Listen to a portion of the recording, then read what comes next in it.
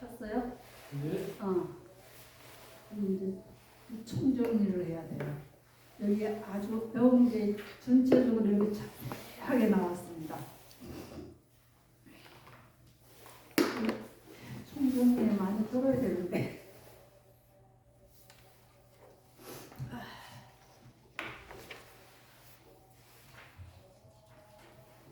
이제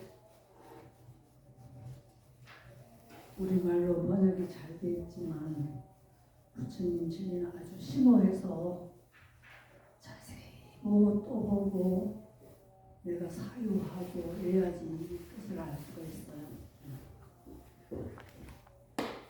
그냥 한번 뜬금 에이 부처님 이렇게 무슨 말씀도 계속 반복하고 뭐 이래 이제 이렇게 생각이 드는데 그렇지 않습니다. 자세히 보면 반복이라는 게 하나도 없습니다. 다 틀려요, 그것이. 그러니까 사문가경은 한번 봅시다. 사문가경은 출가 생활의 결실입니다.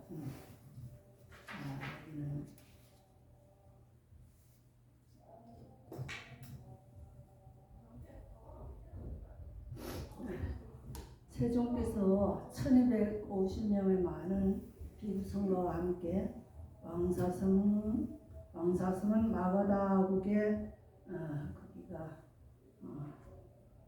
지금으로 말하면 시입니다. 서울시 같이 마가다국에 제일 가는 그 왕사성은 라자가에서 부처님의 주치인 지박가라고 있습니다.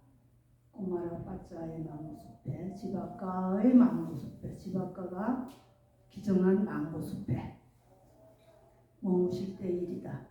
그때 마가다 여왕 이레 붓다 아자타 사투는 무기철의 네 번째인 꼬무디 딸은 이제 석 달은 우기철에 그냥 안 거고 석 달 넘은 넉 달은 꼬무디철이라고 그때는 포사를 하고 여러 가지 행사를 하면서 지내는 날이에요. 법문도 많이 하고. 근데 그 꼬무디 날에 대신들에 둘러싸여 궁궐의 누각에 앉아 있었다. 누각 아자타 사뚜 마가다국의 아자타 사뚜 왕이 보름날 꼬무디달 보름날 누각에 다 앉아서 감상에 젖었는데 이분은 마음이 항상 불편합니다. 왜냐하면 왕이 아버지를 시해하고 자기가 왕이 된 사람이에요. 그의 마음이 항상 불편합니다. 그래서 인도의 육사회도 이런 분들을 다 찾아봤어요. 자기 마음의 위안을 좀 얻으려고 다 찾아왔는데 자기가 듣고자 하는 말을 해주는 분이 한 분도 없었어요. 그래서 이제 거기서 그 누각에서 딱 앉아서 누가 나를 좋은 데 인도해 줄까 이런 생각으로 그냥 시를 듣죠. 자기 감언을 달빛 교보한 밤 참으로 즐겁도다. 달빛 교묘한 밤은 참으로 멋지도다. 참으로 편안하도다. 참으로 성스럽도다. 네, 앉아서 오늘 같은 밤에 참으로 어떤 사문이나 바라문을 침견하는 마음에 깨끗한 믿음이 생길까? 자기 그냥 중얼거리는 말로 그러니까 대신들이 다 신원했어요. 한 분씩 다 초청을 했는데 육사회들을 다 초청을 했는데 그 일을 다 자기는 가봤기 때문에 다 시더래. 그분들이 말을 해도 별로 생각이 없어. 근데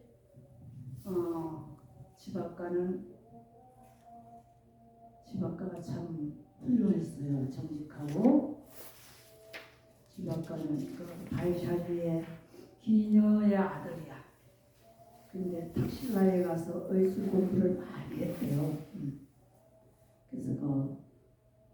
그래서 의사가 돼가지고 마가다국에 와서 의사가 돼서 왕의 주치의 부처님의 주치 이걸 하면서 살고 있는데 그 지박가를 쳐다보면서 이제 아자타사 또한이 그러는 거예요. 자네는 뜻을 아무 말도 하지 않고 있느냐. 그러니까 예, 제가 추천하시고 싶은 분이 한 분 계십니다. 지금 저희 망고 숲에 와 계시는 부처님이 계시는데 한번 거기 가보시는 게 어떻겠느냐고.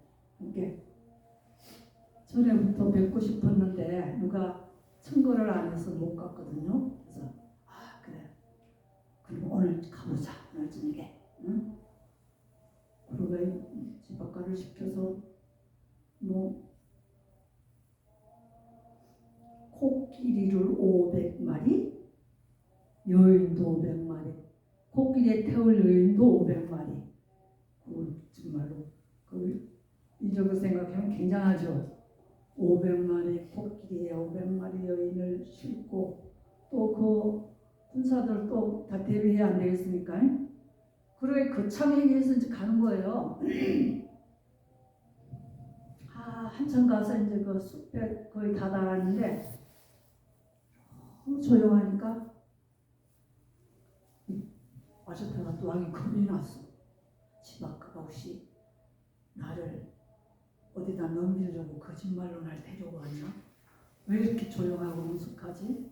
와, 이렇게 의심이 막 생겨가지고 지박가요, 혹시 자네가 나를 어디다 넘길 생각은 아니지? 이렇게 죄 지은 사람이 자기가 마음이 항상 불안하고 자기를 누가 침범하는 것 같아. 그러니까 지박가가 안심하십시오. 저는 그런 사람이 아닙니다.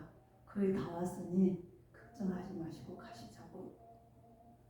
그러니까 이제 또 살살 갔는데 다 가가지고는 천막, 부처님 계시는 천막에 이제 다 닫아서 들어갔어요.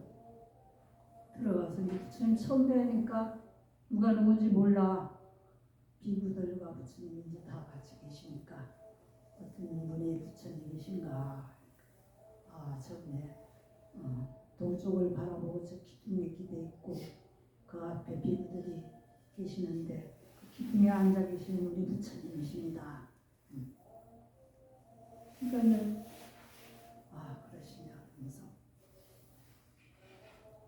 그래서 부처님을 다 뵙고는 하는 말이 자기 아들이 그 아자타사또 왕의 아들 세자가 하나 있는데 아직 세자는 아니지만 왕이 하나 있는데 그 왕도 이렇게 세자도 이렇게 조용하게 마음을 닦는 사람이 되었으면 좋겠다. 이런 바람을 가지는 거예요. 왜? 자기도 이제 또 자기처럼 자기를 시해하고 아들이 왕으로 올라올까봐 항상 그게 또 걱정이야. 그 권력이라는 게 정말 그 권력이라는 게 굉장한 것 같아. 부모를 죽이고 올라가는데 올라가고도 또 더 많이 살고 싶어서 평생 죽을 때까지 살고 싶어서 자식이 또 그러지 않을까 또 걱정하는 그런 걱정이 한도 끝도 없는 거죠. 얼마나 많이 누리는지 모르지만은 그렇게 항상 여자를 500명씩이나 데리고 다니니까 얼마나 많이 누리는 거야. 그러게 우리는 그것이 행복할까 하는데 그 사람들은 그것이 엄청 행복한가 봐요. 오용락을 누리는 건 5가지 감촉을 충분히 만족하는 것. 이런 것이 세상 사람들에게 행복인 가장 어떤가는 행복이라고 이제 생각하니까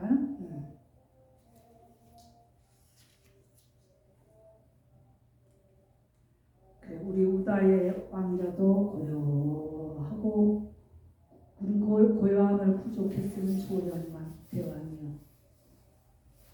그러니까 이제 왕이 딱 전인이 딱 쳐다보니까 그런 걸 이렇게 중얼거리는 걸 보니까 전인이 대왕이시여 당신은 사랑하는 사람을 지금 생각하고 있습니까? 하고 전인이 물었어요. 그러니까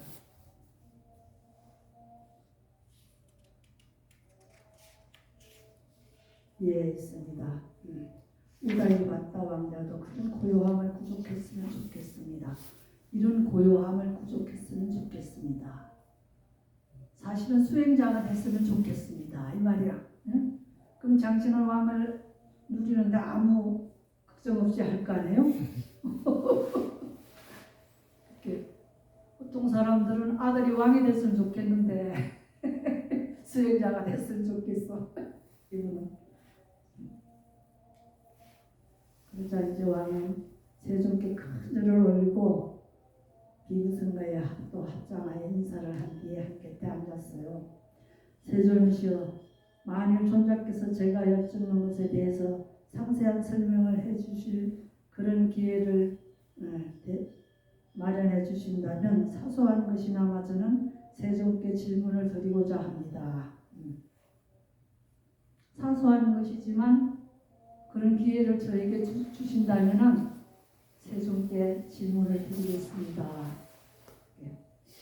그대가 원하는 대로 물어보십시오. 부처님께서. 세존이시여, 세상에는 여러 가지 기술 분야들이 있습니다. 저 코끼리 머리꾼, 말머리꾼, 전차머리꾼, 궁수, 기수, 군대 참모, 보급병, 고위관리 왕자, 정찰병, 영웅, 용사, 동체 가부리원자, 하인의 아들, 요리사, 이발사, 이런 잡다한 그런 직업이 있는데 그런 기술의 결실을 지금 여기에서 스스로 보아 알 수 있으며 그들은 그런 결실로 살아갑니다. 그들은 그것으로 자신을 행복하게 하고 만족하게 하고 부모를 행복하게 하고 만족하게 하고 처자식을 행복하게 만족하게 하고 친구와 동료를 행복하게 만족하게 하며 상은 바람에게 많은 모시를 합니다. 그러한 모시는 고귀한 결말을 가져다 주고 신성한 결말을 가져다 주는 행복을 있게 하고 천상에 태어나게 합니다. 오늘은 운사의 진강사신님이 오셔서 사중에서 법문을 하신대요. 예, 여러분들이 원하신다면 제가 지금 마치겠습니까? 몇 시까지 가는데요? 11시 반입니다. 11시 반까지. 네, 그렇게 하실래요? 네. 하십시오. 공문사 일진 스님이라고. 공문사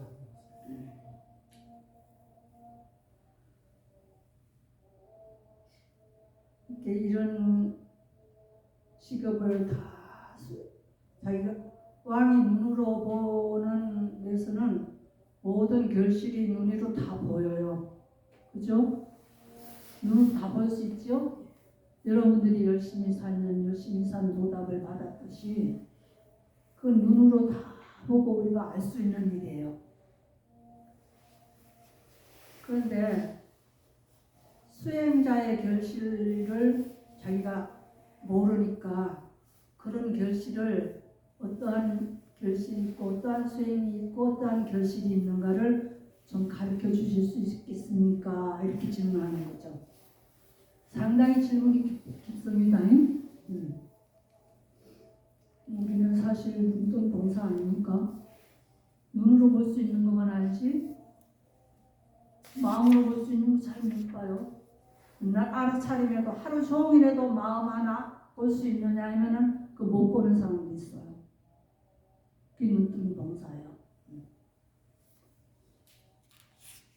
그러니까 부처님이 예 해드릴 수 있습니다.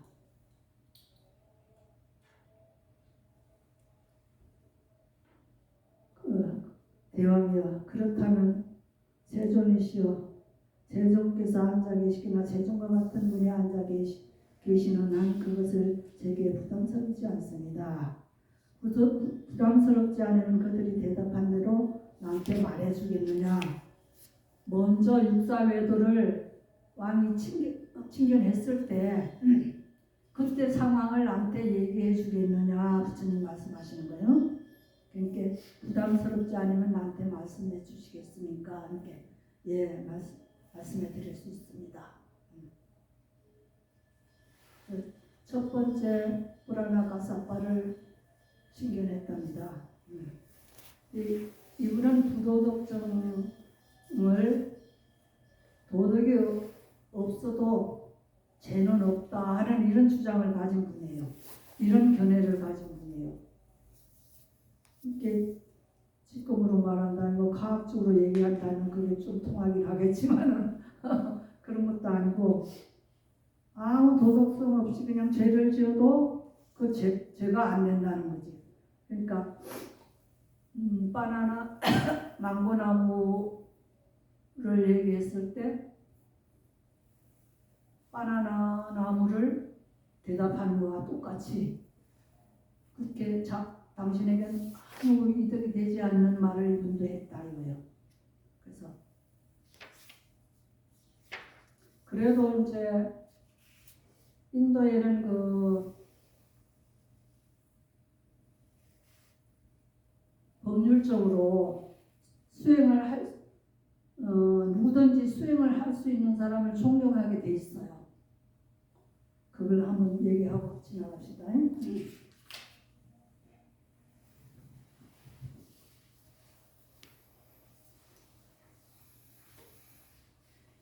인도에는 4계급인데 브라만이 있고 쿠사트리아, 바이샤, 수드라 이렇게 4계급이 있어요.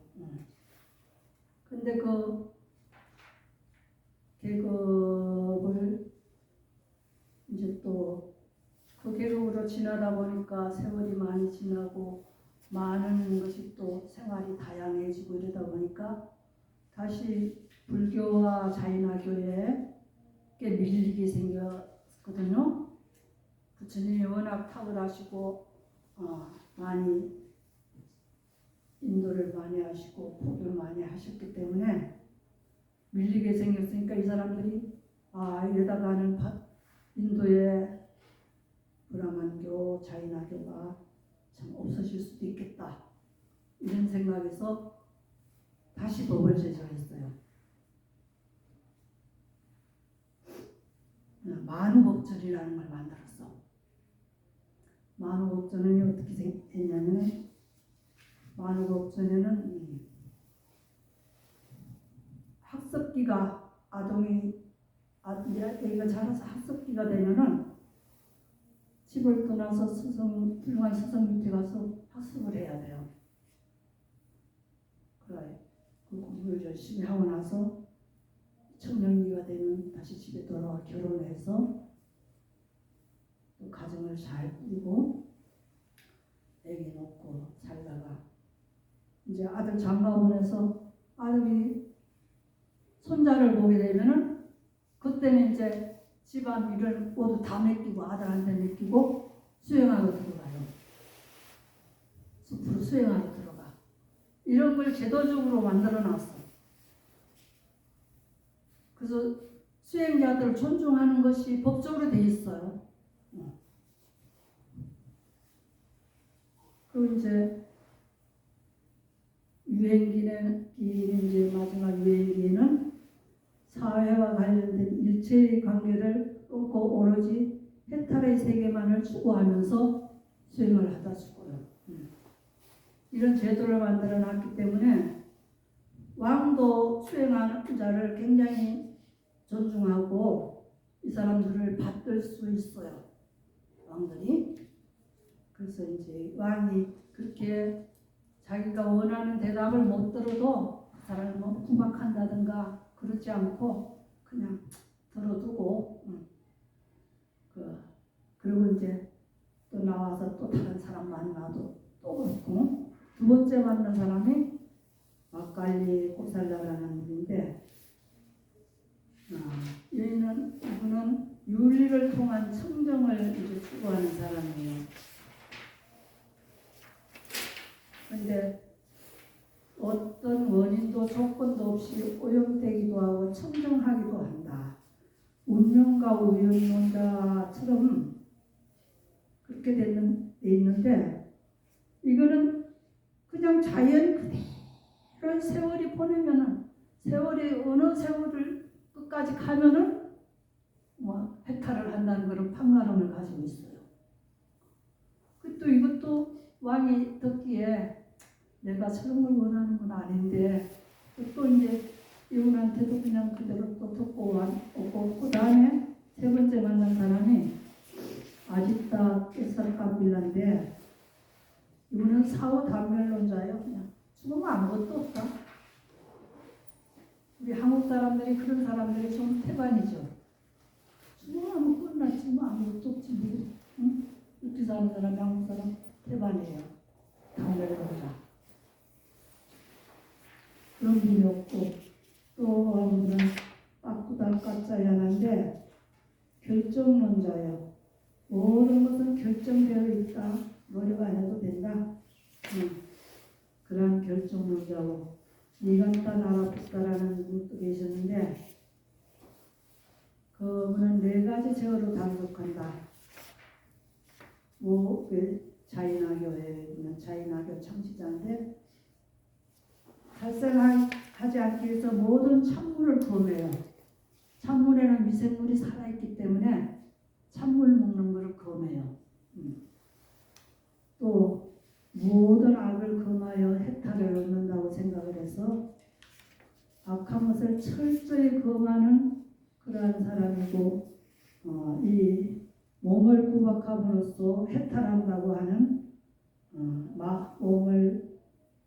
몸을 주복받고 그렇게 해서 마음이 해탈한다는 그런 사상이었어요.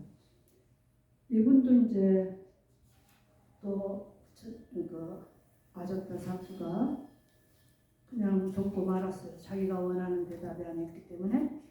그 다음에 여섯 번째가 산자야 빨라타 부타인데 이분은 참 애매모호하게 말을 해서 이렇다고 할 수도 없고 저렇다고 할 수도 없고 그냥 자기도 그렇게 말하고 듣는 사람도 그렇게 들어야 되는 게 들으나만 할 똑같은 말이야. 의심만 더하는 사람이죠. 근데 그런 사람은 이렇게 다 만나봤다고 이제 부처님께 말씀하시는 거예요. 이렇게 지금 여기에서 스스로가 알 수 있는 출가 생활의 결실을 물었는데 그는 애매모호함을 설했습니다. 세존이시여. 그렇지만 제게는 어찌 나와 같은 왕이 나 영토에 거주하고 있는 사문이나 바라문을 경시할 수 있겠는가 라는 생각이 들었습니다. 그래서 저는 이들 여섯 분에게 기뻐하지도 비난하지도 않은 채 마음이 언짢았지만 언짢은 것에 대한 어떤 말도 내뱉지 않고 그의 말을 받아들이지 않고 용서하지도 않으면서 자리에서 일어나 나왔습니다. 이 여섯 분을 만나서도 시간 내색도 안 하고 그거 받아들이지도 않고 그냥 나왔다 이거죠. 그러니까 뭐 그런 하찮은 얘기를 해도 수행자를 존중해야 되기 때문에 절대 왕이 뭐라고 말 안 했습니다. 이제 부처님 이 말씀 다 듣고는 이제 첫 번째 출가 생활의 결실을 얘기해 주는 거예요.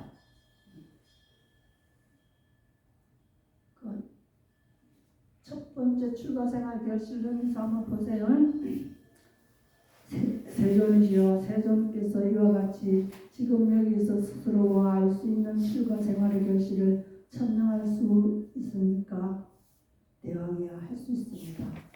대왕이 그렇다면 이제 그들에게 다시 물어보리니 그들의 그대가 옳다고 생각하는 대로 설명해 주십시오.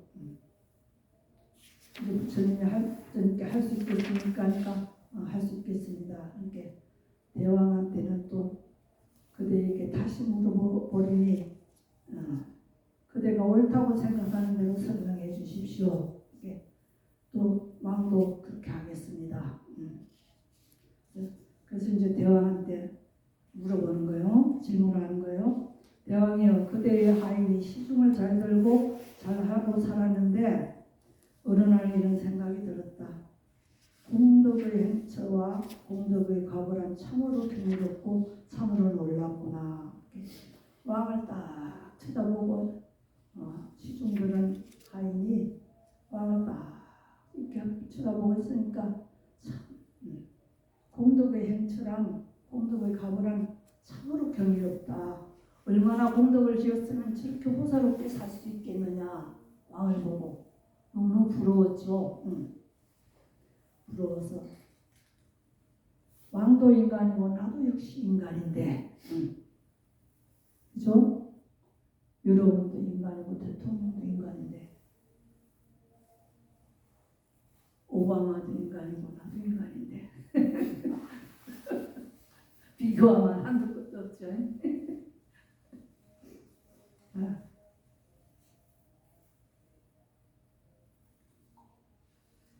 그러면서 이제 하인이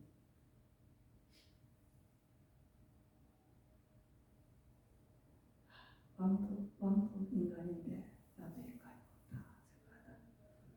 나도 출가 생활을 해서 공덕을 지어야겠다. 이런 생각이 드는 거예요. 그 하찮은 하인인데, 응? 여러분은 너무 호사스러운 세계에 살아서 그런 생각도 안 들죠? 응? 우리 우리나라 얼마나 잘 사니까 먹을 것도 풍부하고 입을 것도 풍부하고 따뜻하게 잘 살고 물도 깨끗한데 또 깨끗하게 또 걸러서 먹고 조금만 아프면 병원에 가면 다 고쳐주고 그냥 그래서 100년까지 살 수 있고 얼마나 좋습니까? 근데 이 하찮은 하인이 감히 생각을 했어요.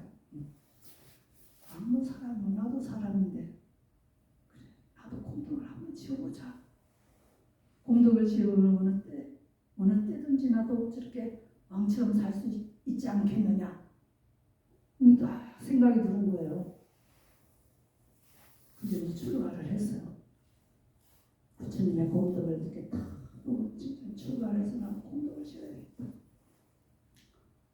그러니까 출가를 해서 신구의 상업으로 단속하여 머물고 있는 것을 절제하여 지족하여 한 것을 기뻐하면서 머물렀다. 신구의 몸, 이 마음 이게 하나가 돼야 돼. 신구의 이 삼업이라고 그래요. 이 세 가지로 업을 짓는다는 거예요. 사람이 입으로 업을 짓고 몸으로 업을 짓고 마음으로 업을 짓는다. 마음은 정견이면은 해탈하는 길로 가야 되는데 정견이 안 된 사람은 마음이 어디로 가냐 하면은 감각적 욕망으로 마음이 막 치달리는 거예요. 감각적 욕망으로 어디 가면 즐거움이 있을까? 응? 이 뭔가 마음을 만족시켜주는 것이 어디 있을까? 막 그런 것만 찾아다니는 거예요. 먹는 거, 성욕, 또 왕이 될 수 있는 그러한 그런 명예욕 이런 것만 막 찾아서 막 항상 치달려. 그 치달리는 것이 뭐 같으냐면은 파도가 물밀듯이 쏟아지는 것 같아. 얼마나 그렇게 굉장하면은 부처님이 파도가 물밀듯이 쏟아져 나오는 것 같다. 모르면 거기밖에 우리가 만족을 거기에다 만족을 느끼려고 하는 것밖에 없잖아요. 부처님이 이런 걸 가르쳐 주니까 여기에 이제 이런 게 있었구나. 그거 해봐도 별거 아니더라. 여기서 만족을 얻자 하고 이런 거 오신 거예요. 처음 오셨지만 그래서 오신 겁니다. 그래서 그 신구의 삶으로 몸이 입이 정견이면은 조금 말만 하고 말만 하면 부처님 진리만 말하고 들은 거 기억해서 항상 그것만 생각하고 부처님 법을 생각하면 다른 일 안 해요. 감각적 욕망으로 마음이 흘러가지 않아요. 어떻게 하면 공부를 더 잘할 수 있을까? 어떻게 하면 수행을 할 수 있을까? 이것이 관점으로 돌아가야 되는데 이건 공부하면서도 그 기억 잘 안 해. 가만히 있어보죠. 이거 나가면 잊어버린대. 이 밖에만 사무 밖 길만 나가면 잊어버린대. 이게 항상 기억이라는 게 알아차리면 기억을 다 해서 알아차림이 되어 있으면은 가나하나 우리가 할 수가 있는 겁니다. 말로 뜻으로 몸으로 마음이 그 의도가 행인데 쌍카라 행인데 의도가 마음에서 이렇게 하고자 하는 마음이 일어나야지 그 다음에 입으로 몸으로 나오는 거예요. 그 의도가 그래서 의도가 중요해. 의도로서 나쁜 의도를 마음에서 이렇게 가지고는 저 사람이 나한테 좀 나한테 불편하게 했다. 그래 너 두고 보자 이렇게 해가지고 그것이 여기 마음에 깔려 있으면 그 사람을 불편할 수 있는 일을 자꾸 하는 거예요. 입으로는 이간질 시키고 몸으로는 이간질 시켜서 그 사람들 싸우게 만들고 몸으로는 어떻게 가다가도 다리를 한번 탁 꺾어 실수로 걷은 것처럼 해가지고 넘어지게 만들고 이게 삼업을 쌓는 겁니다. 불선업을 쌓는 거예요. 선업을 쌓는 거는 우리가 정견을 얻어서 여기서 바로 정견을 바로 보고 선업을 쌓아야 돼. 선업을 남을 해치고자 하는 악의가 아니라 남도 선업으로 같이 갈 수 있는 이게 남을 해치고자 하면 나도 같이 똑같은 사람이 돼야 해치는 거예요. 나도 불행해요. 똑같이. 그 사람은 불행해지는 것이 아니라 근데 선업을 쌓으면은 상대도 선업이 되고 나도 선업이 돼. 같이 가는 거예요. 그래서 이 삼업이 굉장히 중요합니다.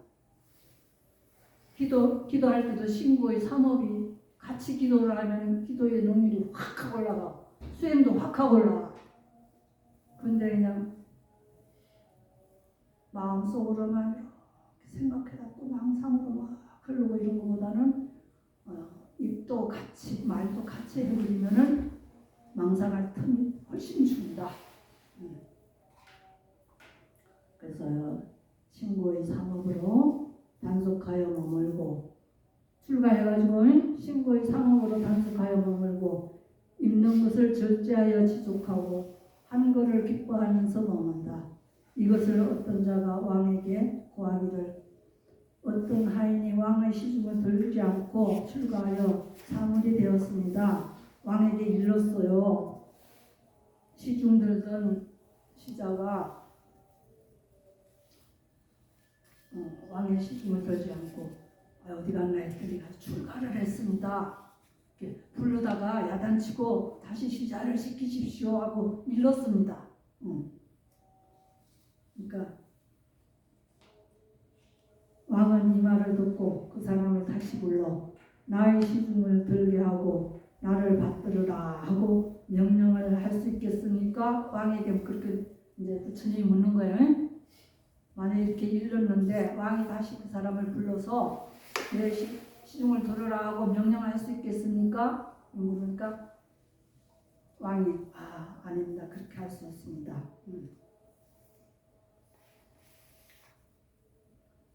오히려 우리는 그에게 절을 하고 자리에서 일어나 영접하고 자리에 앉기를 권하고 의복과 음식과 거처 병고안을 위한 약품을 마련하여 그를 초대하고 그를 복잡게 감싸고 보호해 드릴 것입니다.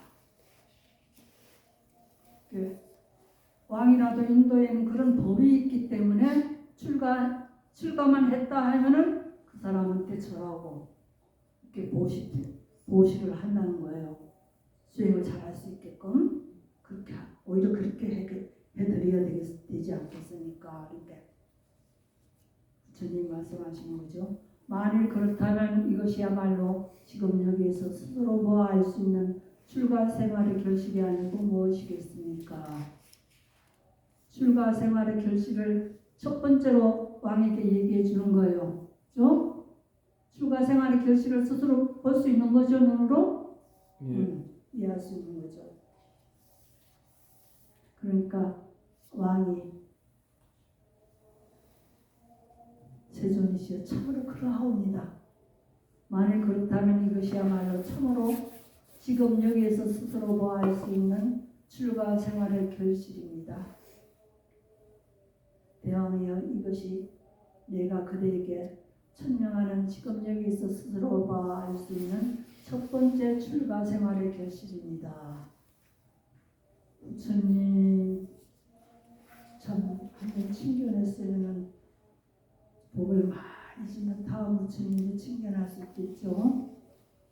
이렇게 적합한 비유를 딱 되면은 누구든지 이해가 가서 예, 그렇습니다. 더하고 뺄 수 없는 말이에요. 부처님 말씀은 참 너무 기가 막혀요. 그러니까 또 왕이 또 하는 말이 세존이시여 다른 것을 통해서도 출가 생활의 결실을 천명할 수 있습니까? 이거 첫 번째 들었으니 또 다른 것을 통해서 출가 생활의 결실을 또 얘기해 줄 수 있으니까 만약 그대에게 이제 또 부처님 또 비유를 또 들죠. 만약 그대에게 세금을 바치는 농사짓는 장자한 사람이 앞에와 똑같이 생각하고 출가하였다 합시다. 그래야 신고의 사목으로 잘 단속하여 머물고 먹을 것을 절제하여 지족하고 한 그릇 기뻐할 것입니다. 이를 어떤 사람이 왕에게 고하고 왕은 이 사람을 다시 불러들여 다시 농사짓는 장자가 되라고 명령하시겠습니까? 세존이시여 그렇지 않습니다. 오히려 출가 생활을 잘 하도록 도울 것입니다. 만일 그렇다면 이것이야말로 지금 여기에서 보아할 수 있는 출가 생활이 아니고 무엇이겠습니까? 참으로 그러합니다. 세존이시여 내가 그대에게 천명하는 두 번째 출가 생활의 결실입니다.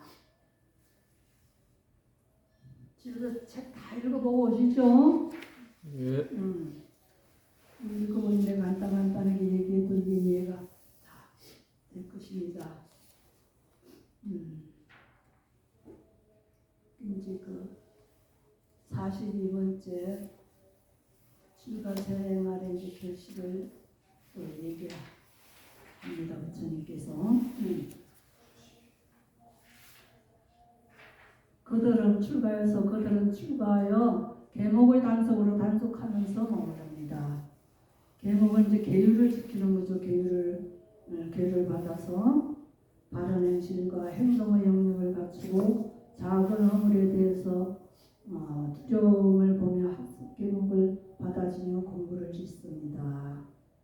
유익한 몸의 업과 말의 법을 잘 갖추고 생계를 청정히 하고 계를 지적하고 감각 기능들의 문을 보호하고 마음 챙김과 알아차림 정념 정의를 잘 갖추고 모든 필수품으로 만족합니다. 그 짧은 길이를 보면은 224페이지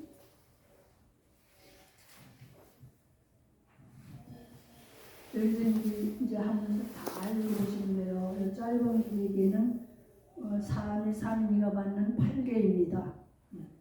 5개에서 3개를 더 더해서 8개. 요건 읽어보시면 다 잘 알 수 있어요. 5개는 살생, 도둑질, 거짓말, 사음, 또 뭐야?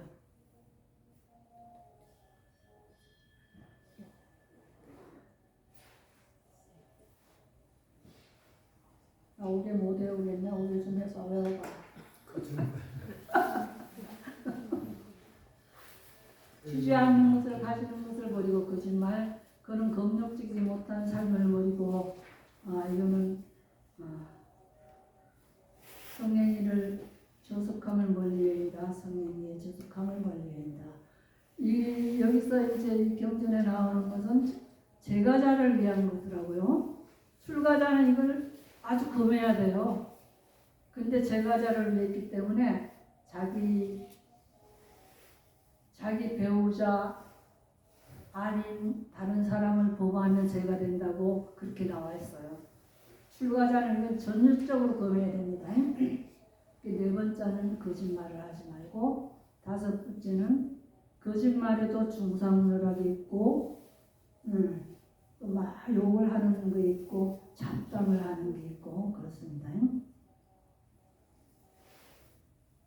이렇게 몸으로 짓는 게 살생, 도둑질, 사음, 음주 이렇게 내가지고,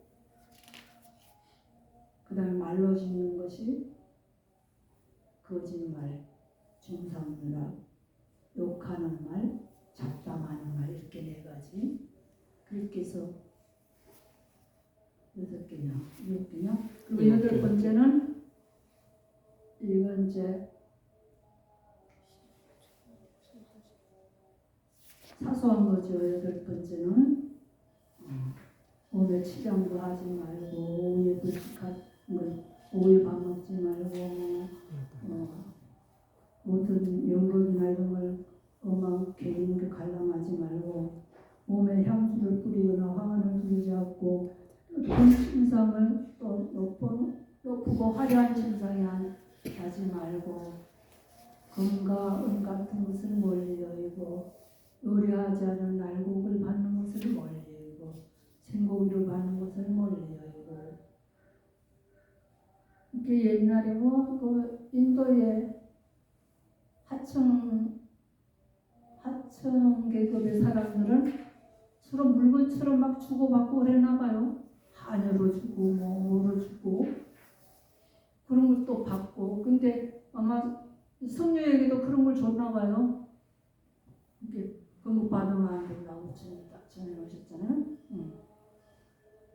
염소와 양을 받는 것을 멀리하고, 닭과 돼지를 받는 걸 멀리하고, 코끼리, 소말 뭐 이런 거 받는 걸 멀리하고, 토지 받는 것을 멀리하고, 남의 심부름, 남의 전령으로 가는 것을 멀리하고, 사고 파는 것을 멀리하고, 저울을 속이고 음속을 속이고, 큰 것을 속이는 것을 멀리하고, 약용하고 속이고, 악용하고 속이고, 횡령하고, 사귀는 것을 멀리하고, 살해, 살생, 토함, 약탈, 여답질, 폭력을 멀리하고. 이것이 이 비유의 계입니다.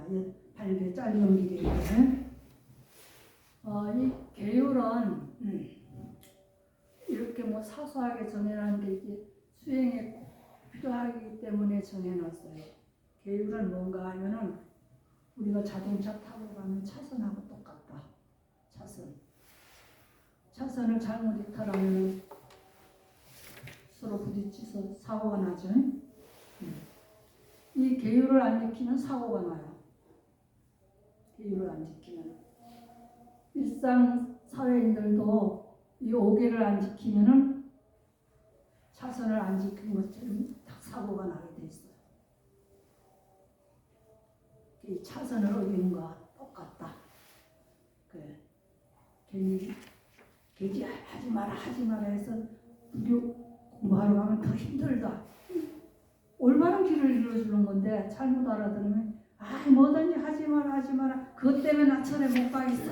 응? 근데 이 차선을 잘 지켜야만이 우리가 행복하게 사회에서도 살 수 있는 겁니다. 사고가 안 나는 당당하지. 사고가 나면 어떻게 합니까? 차선 안 지켜서 사고가 나면 또 변명하느라고 거짓말해야 돼요. 가서 나가 뭐 잘못하지 않은데 이 사람이 뭐 어쩌고 저쩌고인지 거짓말한다. 그렇게 해서 거짓말하고 또 제가 자꾸 불어나. 그래서 계율은 차선 지키는 것이다. 정확하게 그 말씀해 놓으셨어. 사고 나서 죽으니까. 안 지키면 사고 나서 죽어. 여행이도 차가 없을 때 차선을 안 지켜서 안 죽었지만, 혹시 조금 하다 보면은 어느 때간 다 치명적으로 부딪히고 죽는 겁니다. 계율을 잘 지켜야 돼요. 안 죽으려면은 안 죽는 방법을 가르쳐 주는데도 안 지키고 그러니까 부처님이 얼마나 답답하셨겠어. 이 계율은 집에 가서 잘 읽어보세요. 중간 길이 교가 있고 또 긴 길이 교가 있는데 우리는 계율을 이렇게 지키라고 말씀하시는데 이 계율은 우리가 일본 농사들이 히말라야 안나푸르나를 올라가는 거하고 똑같습니다. 그 올라갈 때 먼저 갔다 온 사람이 그런 사람들의 인도를 받아서 올라가잖아요. 그죠? 그냥 못 올라가요. 인도를 받아서 올라가고 또 도반들이 있어야 돼. 같이 등반하는 사람들이 있어야 돼. 그렇게 해서 인도를 잘 받아서 올라가다가도 차선을 안 지키면 사고가 나는 거예요. 우리 스님들이 인도자라고 생각해 봅시다. 스님들이 부지런히 인도를 하는데 말을 안 듣고 차선 안 지키면 사고가 나서 거기 가서 죽는 거예요. 이 히말라야 가서는 죽어요. 그냥 사고가 아니라 죽는 거야. 우리가 못 느껴서 그랬지 이 개를 안 지키면 바로 죽는 길이에요. 지혜에 있는 로고는 바로 죽는 거라고. 지옥으로 떨어지면 죽는 거지. 그게 뭐야? 사는 거야?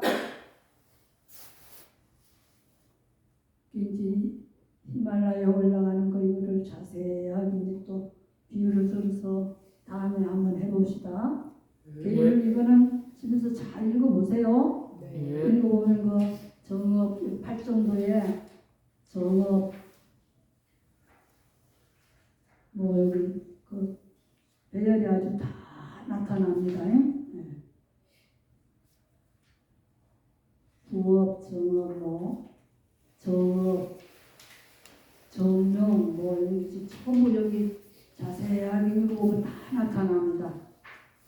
집에서 연습을 잘 해봐보세요.